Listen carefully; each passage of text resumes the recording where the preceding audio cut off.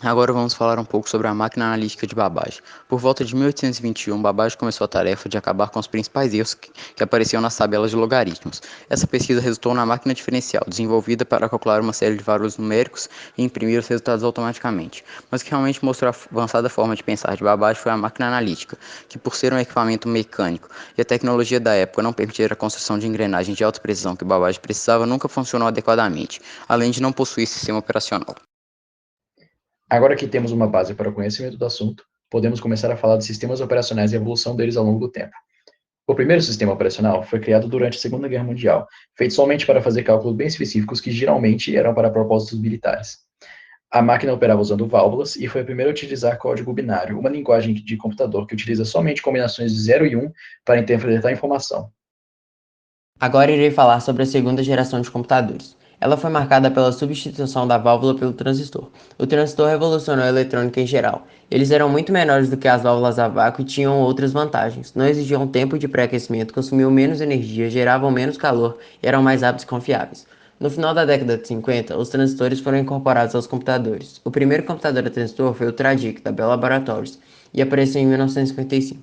Outros computadores da segunda geração foram o IBM 1401, IBM TX0, PDP-1, entre outros. Na segunda geração, o conceito de unidade central de processamento, CPU, memória, linguagem de programação, entrada e saída foram desenvolvidos. O tamanho dos computadores diminuiu consideravelmente e outro desenvolvimento importante foi a mudança da linguagem de máquina para a linguagem assembly, também conhecida como linguagem simbólica. Em seguida, vieram as linguagens de alto nível, como por exemplo Fortran e COBOL. No mesmo período surgiu o armazenamento em disco, complementando os sistemas de fita magnética.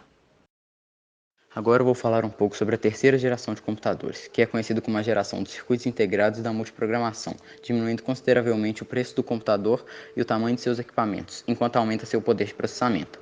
Um circuito integrado é um circuito eletrônico que incorpora miniaturas de diversos componentes gravados em uma pequena lâmina de silício.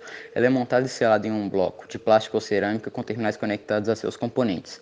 Porém, para atender a todas as aplicações e periféricos disponíveis por tantas máquinas, a IBM teve que desenvolver um sistema operacional extremamente grande e complexo que consistia em milhões de linhas de linguagem assembler com muitos bugs, que exigiam muitas versões a fim de corrigi-los. Apesar de todos os seus problemas, os sistemas operacionais da época atenderam a maioria de seus clientes razoavelmente bem.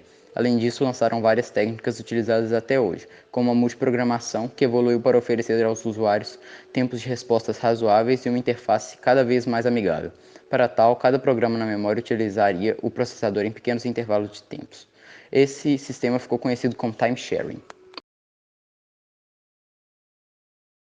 Com o desenvolvimento de circuitos LSI, surgiu por volta de 1980 a quarta geração de sistemas operacionais, os computadores pessoais, feitos para atender usuários individualmente em vez de somente companhias e universidades. E isso, além de gerar um enorme mercado de software, causou que as máquinas se tornassem cada vez menores, mais velozes e baratas.